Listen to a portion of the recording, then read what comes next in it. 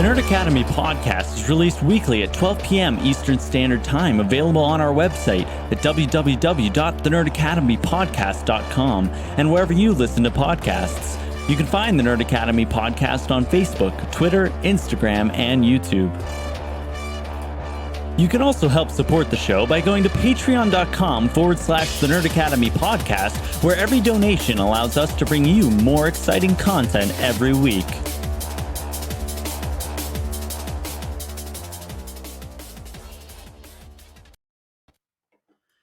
Good morning, class, and welcome back to the number one Contender podcast, the show where your favorite nerds talk all things movie trivia showdown. I am your host, Jarod Bachman-Stubbs, and Travis is here. Just kidding. All right. I forgot to put the logo behind us again. That's okay. That's a beautiful little canyon thing there. There's a beautiful little canyon. Canal? I think it's the bottom of a canyon. It's got some water in it. Yeah, that's what most canyons do from all the erosion. I'll erode something. Yeah, you'll erode something? Yeah, my braid's eroding right now. Yeah. He rode at the score of the Quirky Mercs. Oh, wait, they don't have one currently. No, they're number one. Sure, something like that. Actually, can you vamp for a minute? I gotta go fix something real quick. Okay. Still number one. Still number one. Still number one. -1. But still number one. I see. That's what you're fixing.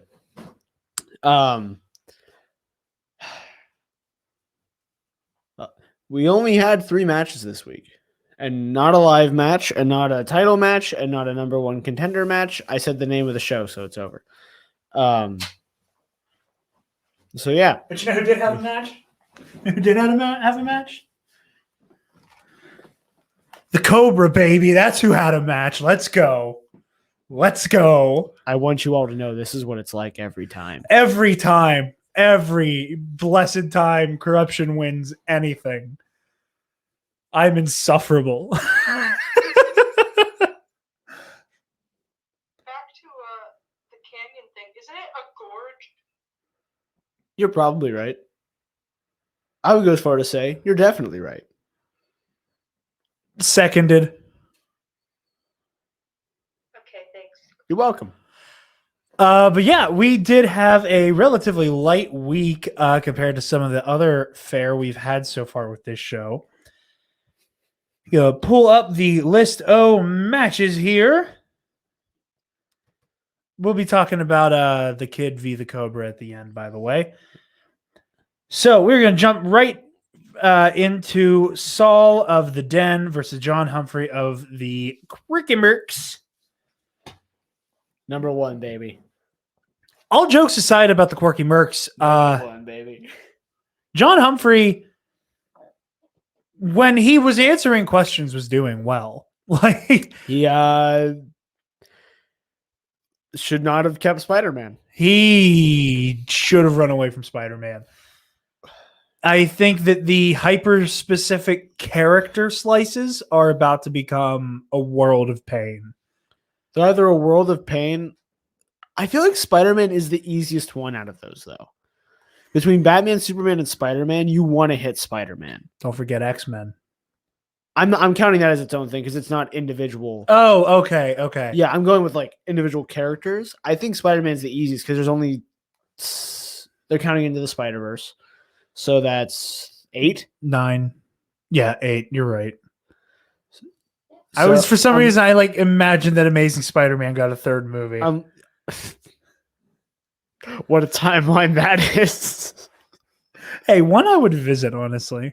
I would love to see. I could definitely live without that. Okay, take your pick. Snyder Cut or TASM 3? TASM 3, easy. That's a no-brainer. So if that timeline existed and the Snyder Cut shit wasn't happening, yeah, I'm picking that one. No problem. That's not even close. Okay. But you got TASM 3 and you got to escape the Snyder Cut. But Tucker Carlson's the president now. What kind of bullshit butter? But he might be a liberal in this timeline. You don't know. All right. But yeah, back to the back. Yeah, that Spider-Man category was brutal. I did okay with it. So did I. Yeah. The only one I missed, I missed the first Spider-Man 3 question where it was the answer. And I got the one that he went to the basketball one right before they said the multiple choice options. And besides that, I was good. My favorite question was like when they like list supporting actors in the cast and be like, which one was it? And I only got the Amazing Spider-Man one because of the Crane Dad meme for TASM with Thomas C. Howell. Like that was the only, because I heard the name. I went Crane Dad. Like I was mopping my floor because I was cleaning my room. I was like, Crane Dad, Crane Dad. It was a good match. Sweet Jesus, Saul scares me. Yeah. We got silent for a minute. I think so. We don't know yet. I don't think if it includes movies that feature those characters. So like could Captain America Civil War show up for Spider-Man? I don't think so. I think it has to be a Spider-Man movie. Okay. In that case, yeah, Spider-Man's the easiest. I feel because then you don't have to watch Batman the movie with Adam West. You don't need any of the old Superman movies. You know, like they're older, I guess is the thing. Yeah. And they're harder to keep straight in my head versus Spider-Man's all been from 2002 on. I think it was Superman. It's just Superman 1 and Superman 2 are so like universally loved. I don't know a single person who even talks about Superman 3 or Superman 4: A Quest for Peace. Like at least Batman Forever has it's really ambitious. And Batman Going and forward. Robin is Batman and Robin. Like Yeah, Batman and Robin's a fucking meme. yeah. I would say Superman or X-Men's probably. I mean, I know you won't. Yeah, count it's like X-Men for this, I think it's gonna go Spider-Man, Superman, Batman. yeah. I think only because like Mask of Phantasm. I think we know they're counting Killing Joke. No, they're not. He Oh, said, thank yeah. God! I never want to hear a question about that movie. Never ever. Here's a movie. question for you. Yeah. Do you want to watch The Killing Joke? No. I own it, and I don't. Wait, you haven't watched it? No, I have. I pre-ordered the Blu-ray. I was so excited, and then it was so bad, and I was so upset. It's like we said on Nerd Academy, folks. If there's one Batman trope that can go away forever, it's him sleeping with his colleagues or his colleagues' lovers. It's them trying to adapt comics that already exist because they're apparently very, very bad at it. Yeah. So yeah, Saul did incredible. Oh my God, he was on fire. I know that there was like kind of that like brief, like, okay, Saul is just whatever moment that I guess existed. He was never super on my radar. I always was kind of like, yeah, like Saul's going to be a powerhouse in the mid tier of the IG. Like he did fine in his Brenden Hannah match. Yeah. That, he didn't have a bad showing, and I didn't even remember the connection issues. To be honest, I can't remember if I watched that match. I remember it being a joke that there was like a dog shit internet thing, but yeah, no, he did incredible. Also, not a lot of promos this week. No. This matches was the ones from the live event from last week. Yeah. And there was only one at the top of the second match, and that was for the match, so it doesn't really matter. Yeah. And then there was the two from the match we just watched. Yeah, which we'll get to those as we go. I'm going to be honest, man. Saul has champion potential. Like after this, Oh, yeah. like granted, we've only seen with Saul v. Humphrey 3 matches in the Innergeekdom. True. And we haven't. This is the most like, oh my God. Like this is the most impressed I've been watching it. Yeah, I mean, like besides, because like Mara and Chandru are champions. So watching them play doesn't really count. Especially, I think there was a total of 3 questions missed in that championship match. So like Amara Moses and Jesse Swift playing was a lot of new player vibes and them getting used to the game. Not as much as usually for rookies, but still. And with this, I feel like Saul just like hit categories that weren't super broad. Like that's the thing, when they're hitting these broad categories, I can't answer questions, man. The questions are so deep and so weird about movies that I know I will never watch in my lifetime. And so like anytime a Mask of Zorro question shows up, I'm like, I should watch that because it's like tangentially related to Batman, but also I'm not going to. I do. I think I saw that when I was a kid. I think that's the Antonio Banderas one, right? You're asking the wrong guy. I think it is. I don't know. But yeah, this is the most impressed I've been with the new IG, and Chandru and Mara were clearly a little rattled by it. Understandably so. It's practically a different division with it for all intents and It's purposes. basically just like singles, but the scope goes from here to here. Like that's the only difference now. Yeah. Amaru, like you said, Amaru and Jesse, it felt like rookie matches, like they were like damned good rookies, but rookies. This Saul only one champion or only one season under his belt. Only one match. Only one match under. No, I think he had 2 because he had to have lost. He lost to Brenden Hanna. That was the first. Oh, that's right. He did lose to Hannah. That's right. Yeah. Okay. I'm thinking he's 2-1 and not 1-1.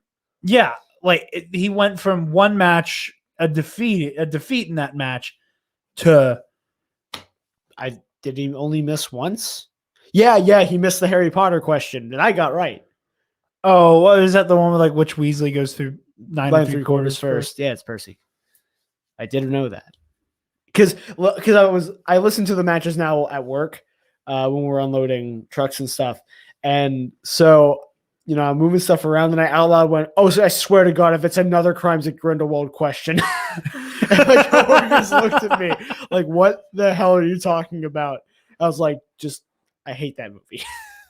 I haven't seen this movie, but fuck this movie. I'm sick of hearing questions about it. But yeah, I was absolutely blown away by this. I cannot wait to see Saul throwing down with the high tier of the IG now. Mm-hmm. Like I want to see him get in the ring with Chance and Paulo Yama and Chandru and Mike and Mara. I want to see him going up against the big dogs. I feel like if Brenden wins next week, I think that's going to be his next match. That's when they'll set rematch? Up, yeah, I think that's when they'll set up Saul v. Brenden Hanna too. If Brenden wins, and even if he doesn't, who knows? If not, he might be playing Moses. Yeah, because we're still kind of feeling this out. I don't know how they're planning matches going forward because we're not in a tournament right now. No. So, I have a feeling we're not going to see familiar faces. Like we're going to get one and dones for a minute. Yeah. And we only have one more Innergeekdom match for the month. So yeah, that's next week's with Hannah and Zip. Moving. Do you have any final thoughts on? Saul crushed it. Yeah. I think next match will prove if that's actually like dudes here to play or if it was like a flash in the pan kind of match. He was on fire at the same time Humphrey shat the bed. Yeah. Or if it's just he's just Saul's default. Yeah, like he's just that good. And it seems like he's just that good because he was hitting some really hard questions. Like, again, I couldn't see it. I could hear it. It sounded like he was hitting them really easy. Like he was just like, yeah, I know that. I was watching it and he was. So The dude was just zen, and it was scary as hell. All right, moving on to our second match of the week. We also have another newcomer. Both newcomers, Brother Lomis and Frankie Alvarez, the good friar of the Finstock Exchange, and the animal from The Usual Suspects. I want to say before we talk anything about the match, Sam Levine is just tearing ass so far made this season. some good choices. He made some very good choices. Because I mean, just like, again, he was fine in singles. He drafted a good, clearly in this match, he drafted a good singles player. But I think him making sure he picked up a good Innergeekdom rookie and a good Star Wars rookie, I think he's going to be doing well this season.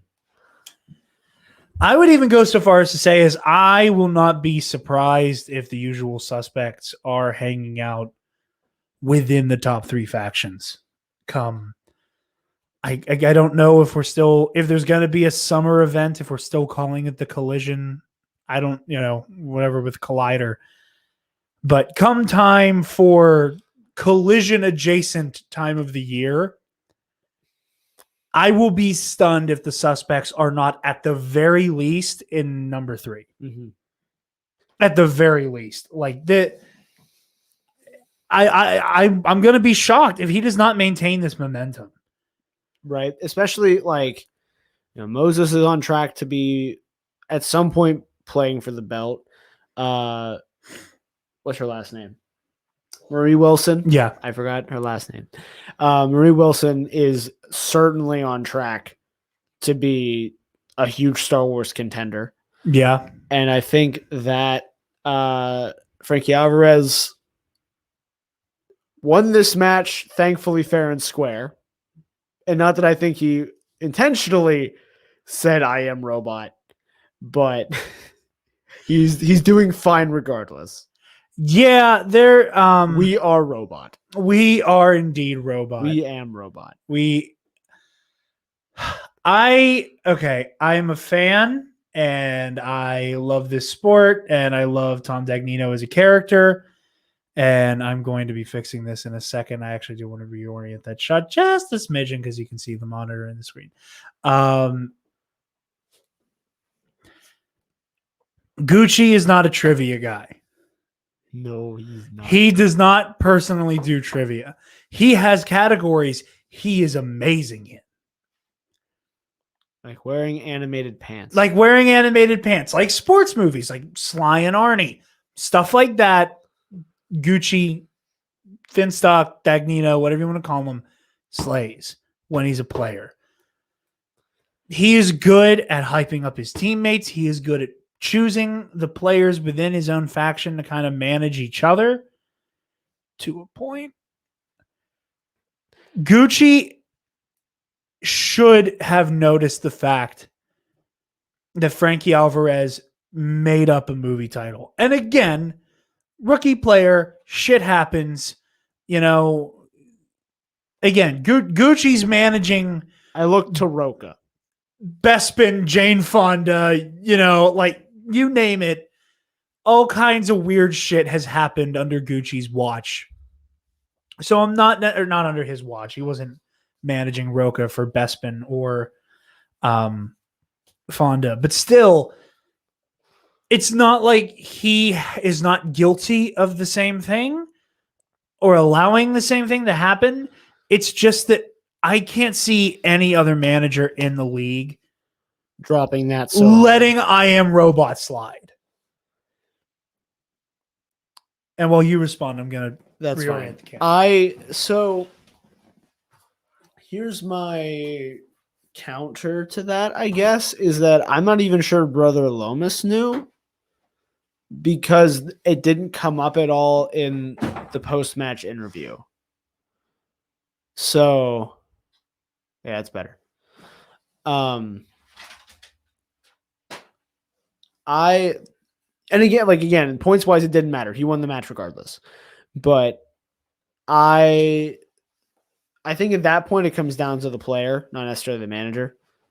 Like having a manager that knows helps, but yeah, I think especially the Finstock is at kind of a disadvantage because of that. It gets more noticeable in not singles. Like when you're in Innergeekdom or Star Wars, that's when having a manager that doesn't know, and granted, I think that's most managers, but having a manager that isn't like fluent in a little bit of Star Wars or fluent in a little bit of geek movies. 100%. Like almost every manager's at that disadvantage, I think. But the only place it extends into singles, I think, is with Finstock. And so because you snapped me, it was like, what the fuck was that answer? And I was like, I haven't gotten there yet. Give me a minute. And then I got there and I texted you and me. I was like, what the fuck was that answer? Again, no hate. Like again, it happens. And again, even if he bungled that, he still had the Tommy Boy question. Yeah, he, like I said, he won fair and square. Yeah. And I think like he said, getting that win's going to give him momentum. So I think he's going to do even better next time. Oh, I'm sure. I didn't see the YouTube comments. I'm sure it's flooded with I am robot. Yeah, I haven't seen anything about it in the Facebook group yet. I'm very much looking forward to Backstage this week because Backstage has been really, really fun to listen to. I know this week Ben Bateman was talking about just like the tactics of the wheel and the risk reward ratio of putting something up you're confident in, but know that will mess up the other guy or vice versa, or you're both confident in it. Therefore, you're at risk of the other person spinning it. Very interesting stuff. I'm very much looking forward to hearing what's spoken about on Backstage and Rundown. And all the other shows in general, especially Certain Point of View. Check them out. But yeah, other than that, this is a great match. I love seeing a rookie who can do. Yeah, the comments are all just like, where the hell was Gucci on this challenge? Everyone's talking about I Am Robot in the comments. Unsurprising. I can't say that I'm shocked by that. But yeah, I very impressed by Frankie, Brother Lomis. I love seeing a rookie who has both the trivia and the character to be an interesting commodity. And I love that Finstock has not dropped the tradition of completely flubbing round 3. No offense, Brother Lomis. It's a look, it needs upheld. Bateman's gone. Someone's got to do it. Oh, that was vicious. You sit here as a dungeon person talking. Oh, I know. I love Bateman. I know. We both do, yeah. But I still feel bad about that. I still feel bad about, man, the only way he loses this is if he misses all 3 of his final round questions. I thought Alvarez was dead in the water. I really did. Going into round 3, I was like, man, this is game, set, match. And also, it's weird not having the points in front of me, like the actual point numbers in front of me. But it was definitely a moment of like, I think Brother Lomis is going to win this, and then didn't quite get there. But that's okay. Go to a better faction, and then win matches.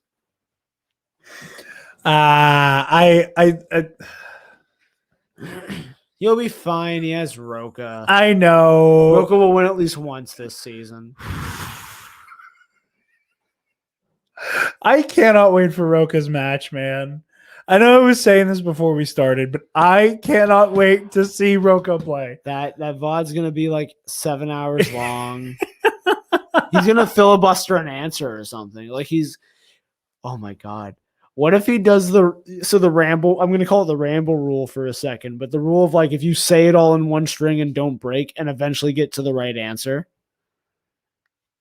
What if he finds a way to abuse that and just like keeps talking himself till he gets to the answer? I don't think John Roka is not the kind of player who would want to get a single fraction of a point on a technicality. I don't think he'd do it on purpose. I don't think. You think he'd just like I'm stumble ass backwards? Yeah, I don't think he would purposely be like, if I keep talking and I get to the right answer, it'll count. I think he'll like just not be able to stop himself from talking. Yeah, he would never want to abuse a rule ever. Like that's not who he is. But oh fuck, I would love that. Yeah, no, this match is phenomenal. I am mediocre with singles. Like, And I'm worse. I do okay normally. I was on fire watching this match. I had a good time with this one. I got the Zack Snyder question because of course I did. I feel like I got some other ones that were kind of easier, and I can't remember. I got iRobot actually. But yeah, it was a good match. It's a very good match. Also, I didn't expect to see a cameo from YouTube comedian Joe Santagato. When was that? It's in the promo. Joe Santagato shows up because Frankie Alvarez is Joe Santagato's podcast co-host. Oh, in the like... They co-host the Basement Yard together. No. But I mean, you're talking about the like, and here's how we got here promo? Yeah. Okay, that's why. Because I skipped through that. Oh, yeah. There was like a hot minute where like they just cut to Joe like going like, what? It was very funny. Yeah. I love him. He's one of those like... That's like the one thing that because I can't see, I'm just like, I'm just going to skip past this because it doesn't matter.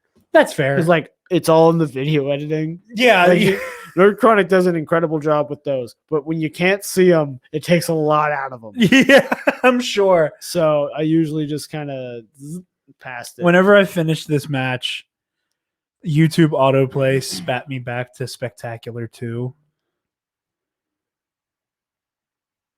And I was just overwhelmed with fucking nostalgia watching it. It was just so made my heart warm watching. It's just I caught like maybe 5 minutes of it, but it made me very happy. Moving along to our last match of this week, of this episode. Still number one. I know Korruption is. Except they're not. The usual suspects are. No, but Get fucked. they're the rating faction champions. Congratulations. I know. I hold on to this. It's just so much more fun when you're equally antagonistic. I just don't care. I know Like, I you don't. It's just annoying. That's most things I do.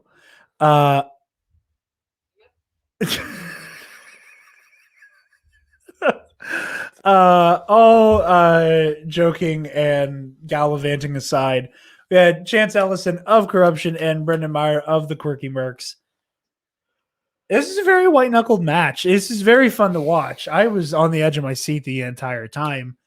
Somehow didn't get spoiled for this one yet. I managed to dodge all the spoiler bullets. I tried telling you mid-match, Mark Ellis just went nuts and the whole thing had to get canceled, but you didn't believe me.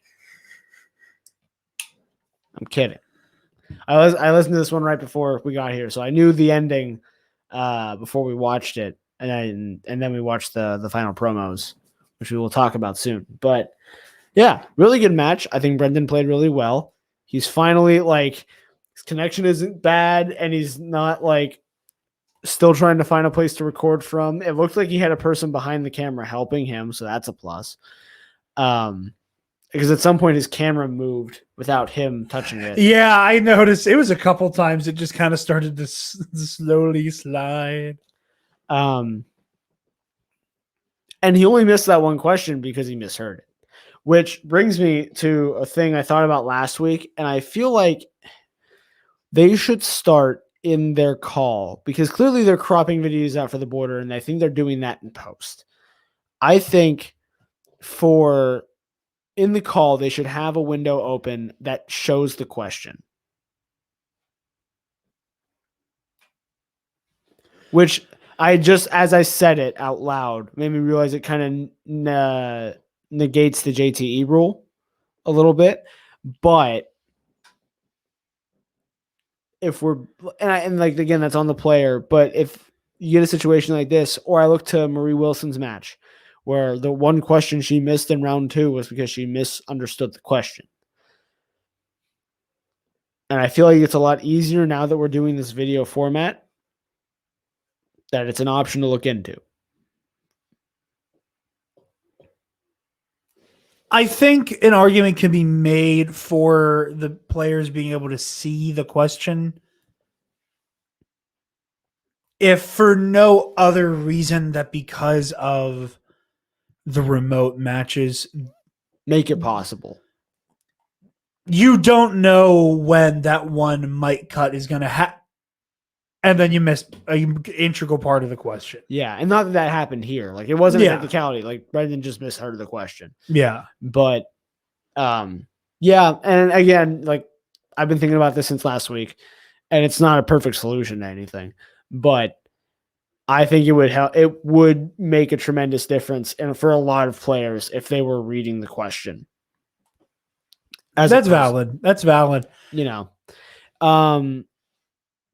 that being said, he still killed Oscars as a slice because that's just what he does. He killed Oscars, and Chance just tore ass through Planet of the Apes. Yeah. Like, that was I wasn't counting him out, but I didn't know what to expect from the Monchi category. Monchi, but holy shit balls. That was impressive. And obviously it encompasses the entirety of the Planet of the Apes franchise, multi-era franchise and IP, but like there was literally questions from like every era of this fandom, I guess. Yeah.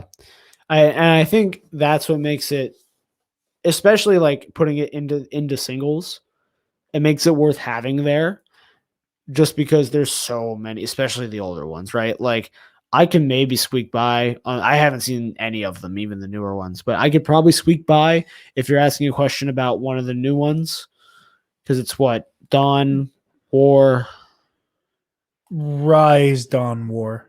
Yeah, that's it. But if it's not about those, I do not know. So I think Chance did very well running through. He did incredible. And just like what you were saying, like I could probably context clues with a mix of multiple choice bullshit my way through that category. The fact that Chance confidently was hitting twos on both the Matt Reeves shit and what's the 5th movie in the original franchise? Like, what? I didn't know there were 5. Star Trek II: The Wrath of Khan. Yeah, that's my answer. I was very impressed by that round. Like that was he just tore ass through that round 2. Round 1 had me nervous. I'm not gonna lie. I'm gonna be honest. I was a little nervous during round 1. I got the Polar Express question right, and that's all that matters. Travis got the Polar Express question right. I said 2005. My 2 DVD copies that I got in the same Christmas reminded me of the answer to that question. You got that one. There's another one that you like no scope that I was impressed by. I can't remember what it was. I mean, I don't know if it counted as a no scoping just because I had heard of them before. Well, you said you got it right. Yeah. At work, and it seemed like something that was it. Don't Breathe. Yeah, that was it. Because you and I said the same thing. We're like, I could see the trailers, but I couldn't come to the movie title. Mm-hmm. But anyhow. Still did, they both did fantastic. Brenden always has a good season after losing his first match. We guess that's a tradition now. And traditionally, We're not quite at traditionally yet, but we'll see. Whoever beats Brenden in his opening match goes on to get the belt at some point in the season. So Chance, it's up to you to make this a running tradition. Yeah, I'd like to see that So happen. all you have to do is be Adam Collins or Dan Merle. Have fun. Easy money.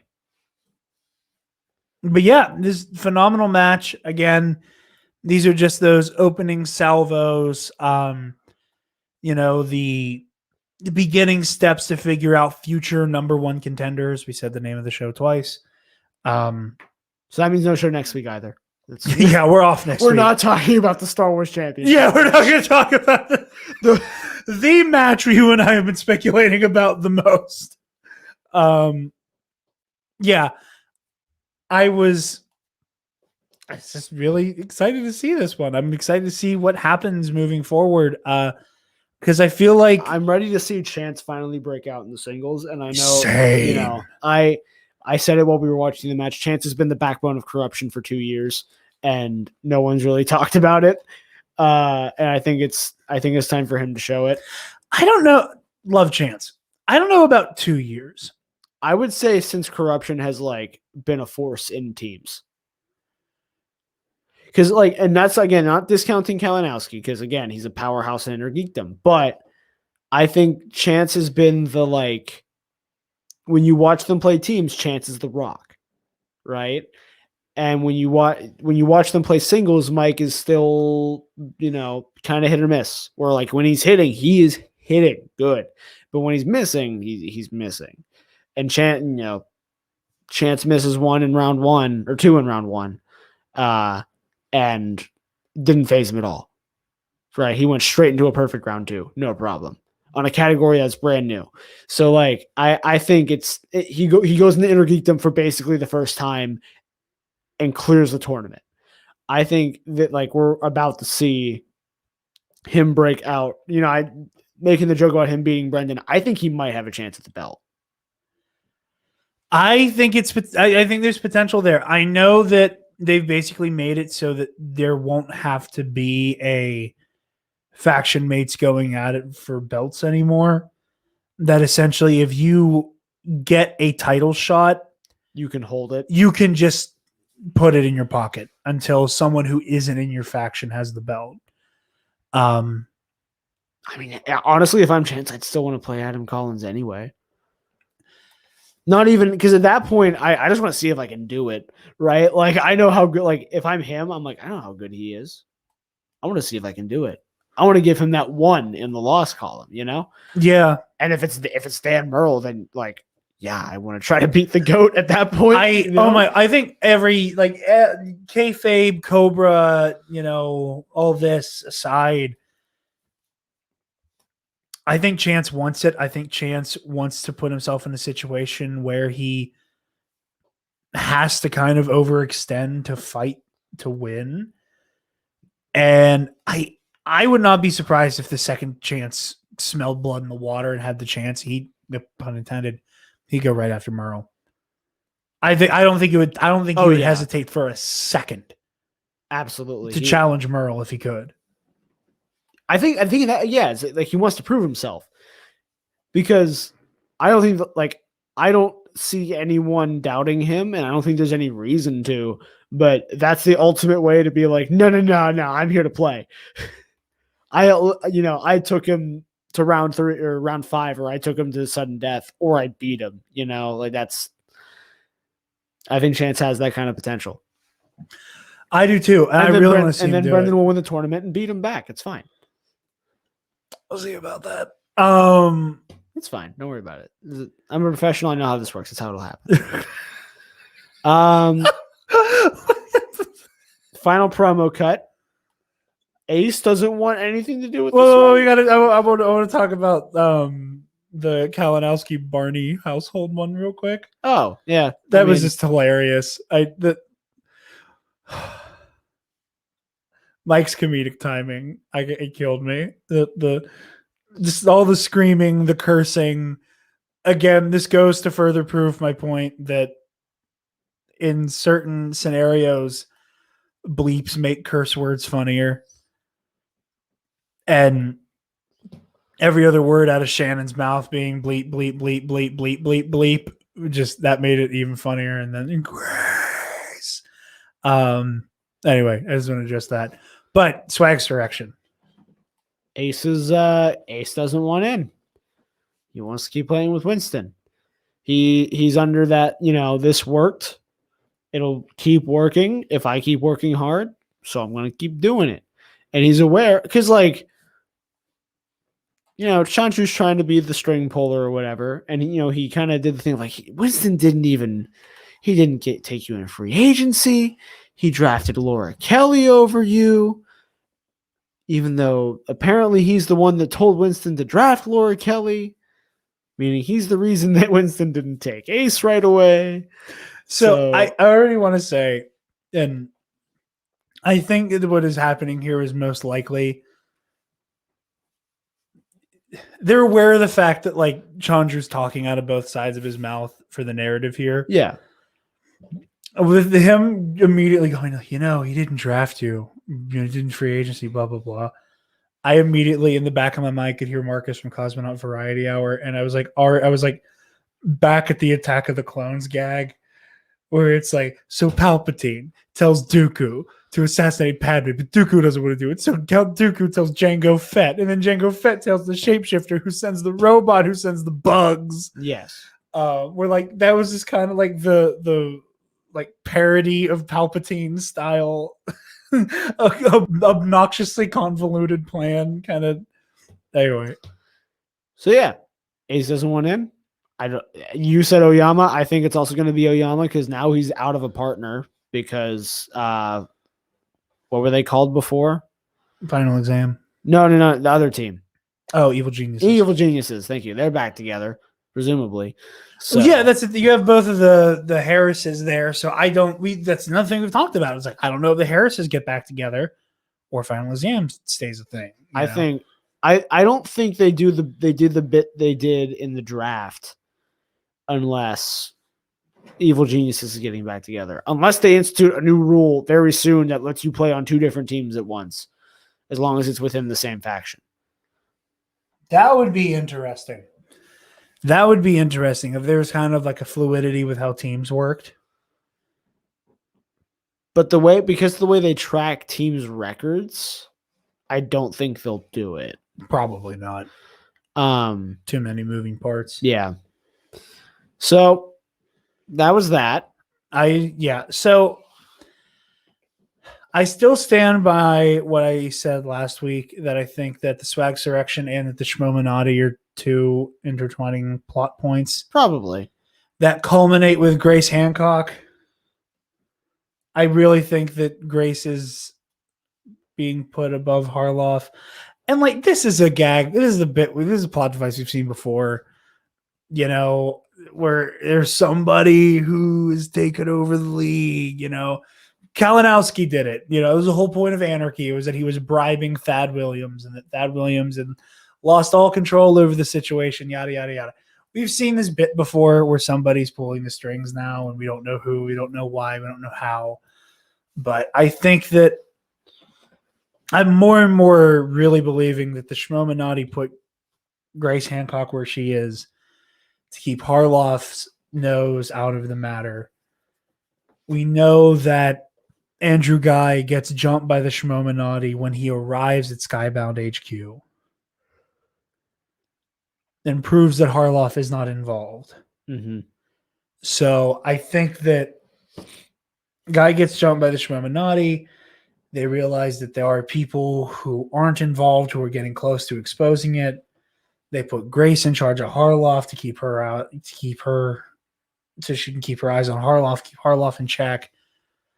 And now, the Swag Surrection is happening so that maybe the Shmominati can have its own, completely controlled faction. That's what I'm spitballing. Also, where the hell is Andrew Guy? But yeah, no, this is a phenomenal match. I can't wait to see exactly what you were saying. I want to see Chance do more in singles. And I think this is the first year I'm really excited for teams to start up. Yeah, right. Because I want to see how many like insane teams are gonna happen. Hopefully next month we finally start getting some teams content because that's Yeah. like the big one this season, right? So, but I think this is the season of teams in Star Wars. Like, well, Yeah. I mean, hell, teams Star Wars and IG. Like, I'd say teams in Star Wars. I mean, at the very least, IG to like just see the new format. Yeah, I think IG will hit its stride again next season. Once people are used to it and they're like, okay, we know what we're doing now. We have a good idea of what's going on. Yeah. But especially if Damon loses next week somehow, Star Wars gets cracked wide open, and that's a whole new thing. Oh my god, I cannot. And teams is gonna be insane. It's gonna be nuts. So next week, Hannah v Zipper. Who you got? Brenden Hanna. I'm also going to say Brenden Hanna.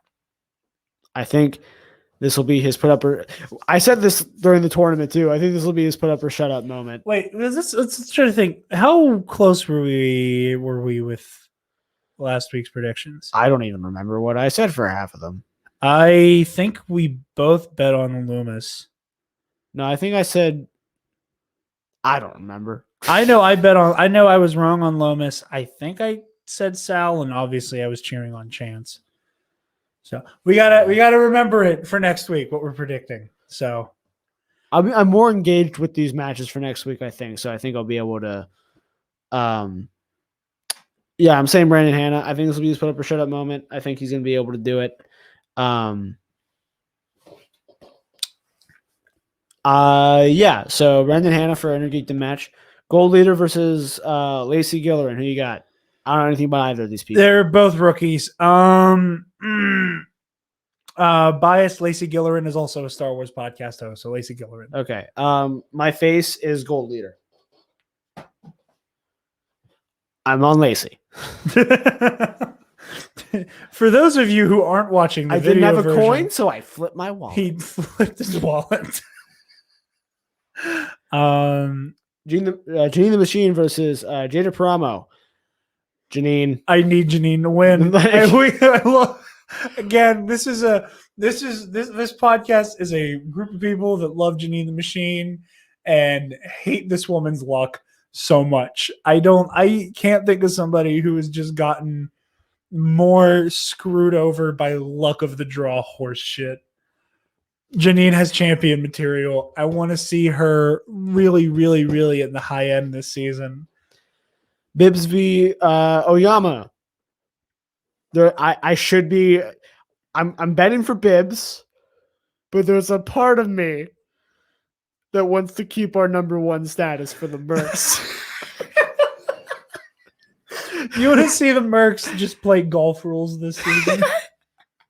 I want them to hit like -6. Oh my god, there's I don't know coming back from that though. No, but like You're that's the problem is then they have to get KO'd 6 times, which is just sad because like when someone gets KO'd in a match, you just feel so bad for. I mean, not only is it sad, like quite frankly, all the shit talk I've been doing because they was Korruption versus Mercs tonight.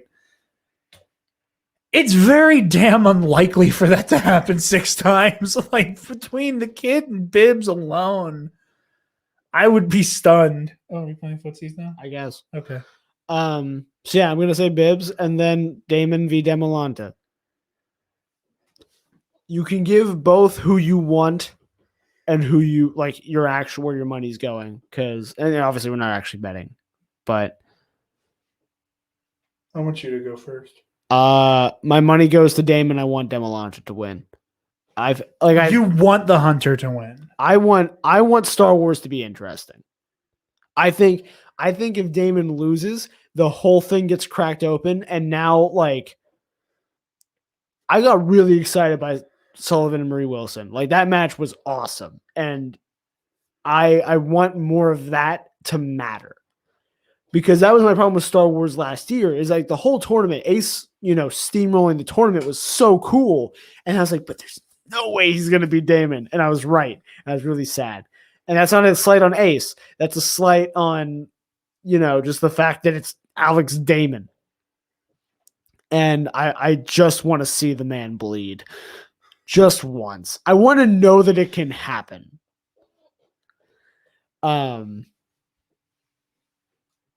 Actually, the real secret is I've been a Showdown fan for longer than Jarod's known, and I want the Patriots to keep their title defense record. Travis just like slowly lifts up his shirt, and it's just a tattoo of like JTE and Jeff Snyder. Could you imagine all the like minor shit I've talked about Jeff Snyder if I had a tattoo of that man's face on my body? Could you imagine? You get out, you get in the car, start like the second you start the engine, whatever the name of that fucking song is. But yeah, my money's on Damon. I want Demolanta to win. That's where I'm going. I think the Hunter can do it. I'm not saying I don't think he can do it. I don't know if he will. I think he can. I think there's a handful of them that could. Again, like they got to catch Damon on a really bad day. But I mean, all the bad day, like Alex has to be shitting blood. Yeah, no, I'm talking about just like he hits like a question wrong and they get the upper hand. Like I'm talking, this is legitimate. So yeah, I think he can do it. It's just that his odds are not great. His odds aren't great, but again, rock, paper, scissors. Just because I don't think it's his rock, paper, scissors though, because again, like it's Star Wars. It's Star Wars. What I'm saying is like, just because he couldn't beat Laura, I think doesn't necessarily mean he can't beat Alex. And I mean, again, it's one of those at any given point, anyone can beat anyone. But I think in Star Wars, that whole idea of like who can beat who goes away because of the fact, and I think Sean Sullivan put it best last week. When it's Star Wars, you don't really have a strength and you don't really have a weakness. It's just Star Wars. I think that's true for some players more than others. I think that's true of Alex Damon. I think that he does not have a weakness here. It's just a matter of like, what are you going to randomly hit him with a question he doesn't know? But like, yeah, like there's a reason why if somebody hits Spinner's Choice, they pick their movie. Like there are like and I'm not saying that that's like not entirely true. We gave the example before we were talking about the new Innergeekdom, where it was like you kept one category at like 95% and everything else you tried to keep at like 70. And that slowly, part of the reason we needed the shakeup was because slowly over time, the percentage you needed to keep everything else just kept cranking up and up and up. And Star Wars is even worse. Where like, yeah, you have your one movie that you hit 99 out of 100 questions, but now everything else you have to be at least a 90. Right. And that's just to keep up with everybody else. That doesn't include Alex Damon. Right. Like he's at 99 out of 100. You got to make sure he hits that one that he misses. And you have to hit all 100 of yours to make the difference. All that said, I still think he can do it. I don't know who will win. Gun to my head, like I would give this probably 70-30 Damon. Yeah, something like that. That said, but that's just the betting odds, right? We might get into the first round and suddenly Damon's 5 for 10. I want, regardless of whatever faction Kelly's on, I want Damon to keep it. I want to see Laura Kelly be the one to take the belt from him. Even if that means like if she takes that belt, and she's still with swag, there's no way in hell she gets back to Korruption this season. And that's just something I have to accept as a fan, is that she's not going back to Korruption if she has that belt. Because why the hell would she? Especially since it seems like she's a part of whatever Chandru's cabal is. I want to see her be the one to beat Damon. I get that, but I think the sooner that Damon loses the belt, the better off Star Wars is as a division. Like I think if it happens with Kelly v. Damon, fine. If it doesn't, like if it happens here instead, all the better. Because then like every other Star Wars match matters that much more. You know? I also, just in general, my little closing thoughts for the week, and everyone's been talking about how they're taking the season one match at a time. And I think that's really important. I think it's a great mindset to have, especially right now when we're not in tournament season. Just that, like, people that are losing are going, yeah, I learned about this new category, this match. And so I know I need to study up on it. Or I'm glad I won this match. I'm feeling out, the way Innergeekdom is now, and I'm ready for it next time. Like they're not just going, well, I lost, it's over. And granted, that's because now we're having a real season again, as opposed to last season, which got mucked up. But I like the mentality a lot of players are keeping right now. I think that mentality escalates in Star Wars if Damon loses next week. Yeah, again, I think you start to look at a situation that's very analogous to that whole. I brought this up when I was talking to Lauren. I brought this up with you. Is that everybody said you couldn't climb Mount Everest until somebody did it, and then that year, like 10 other people did it because it was just that acceptance of like it's possible. And again, I don't want to root against Alex Damon, especially just, because, this is part of a podcast network. We do Star Wars stuff as well. And the Star Wars fandom is such a, cesspool. And Alex and Molly are such great people that just like knowing the work that they do and the standard and like example they set within the fandom, I have a hard time actively rooting against him. Mm-hmm. As like just even in the game, like I just have a hard time going, you deserve, I want to see you lose. And it more turns into who I want to see win more. And, I don't know. I think, I mean, I want to see him a lot to win. I want to see him have his moment in the sun. But there's also a part of me that wants to see Molly be the one to beat Alex, or Laura be the one to beat Alex. And I also, again, I still think in like a little bit of a rock, paper, scissors thing, I think that Laura still has Andrew beat. And I think pound for pound trivia prowess, I think that it would be really, really sad to watch the second Alex Damon lose the belt, it changes hands again. I beg to differ. I think once Damon loses it, I want to see like 8 different people get it. I want that belt. You want to see Star Wars turn into like that IG, like nobody can hold this thing. Exactly. I want it to be interesting again. I want Star Wars to be that like every match matters. Even more than, this match was great. I'm looking forward to the next one. I learned a lot this match. I know what I need to prepare for. I want suddenly every match to become, this could be my ticket to winning. Like this could be my ticket to a championship. Because again, at this point, to hang in Star Wars, you have to be championship material. This is the only division I think where that was the case before and has not changed.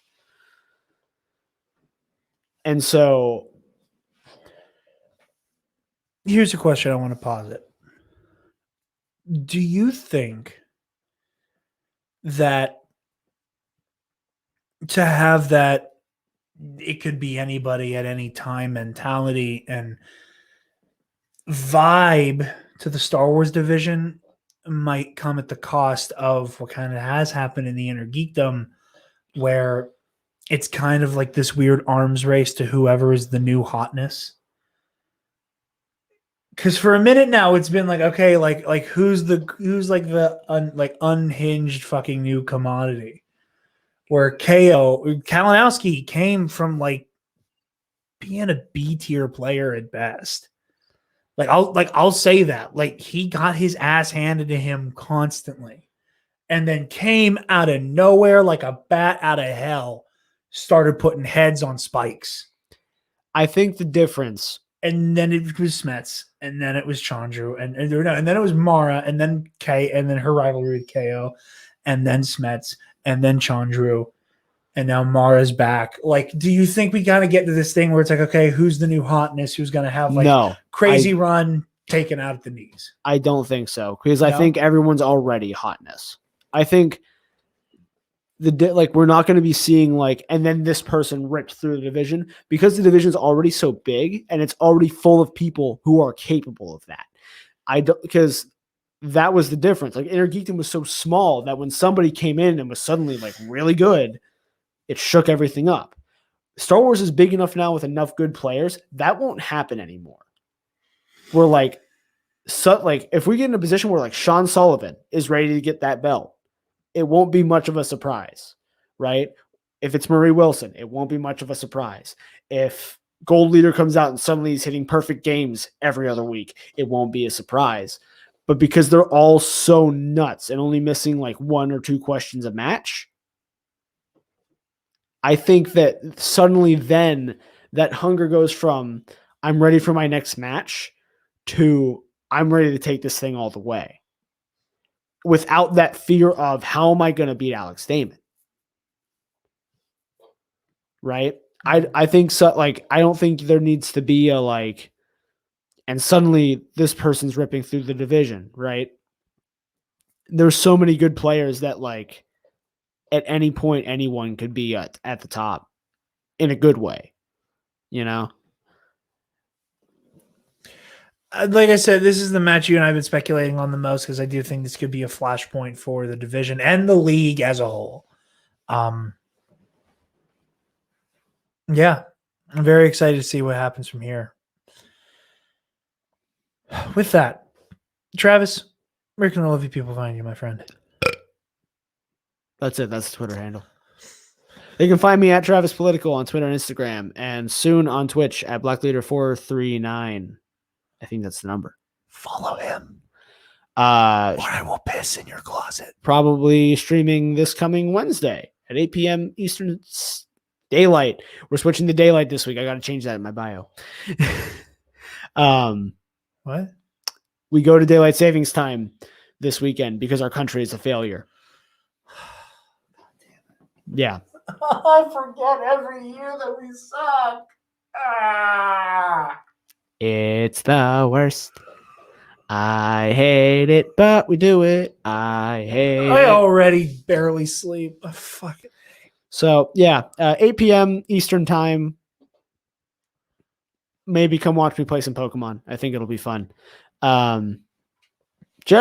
Yes. Where?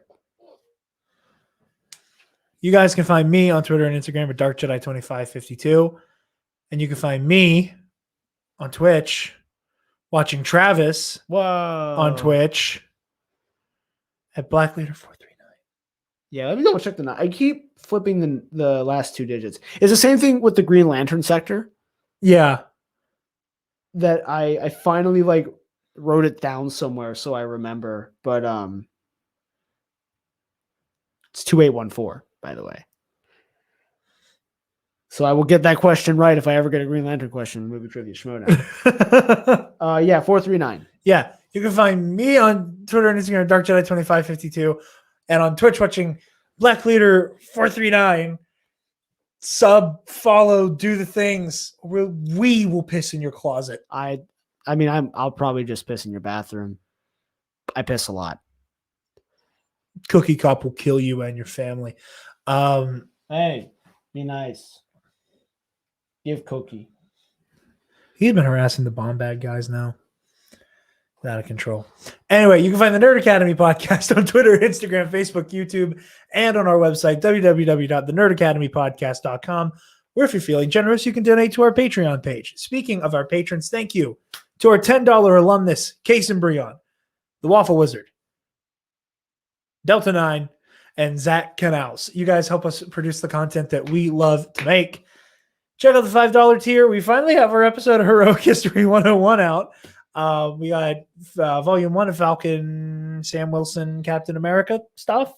Not my Captain America. It was a phenomenal read. It was a great time. Had a fun time reviewing it. Almost said Falcon and the Winter Soldier, didn't you? You're goddamn right. I almost did.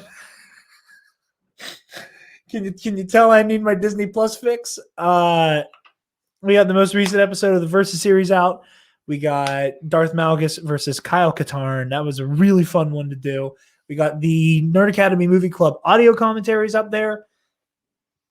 The Snyder Cut cometh, and no better way for you to get caught up and ready for what could very well be the movie experience of 2021 than with us.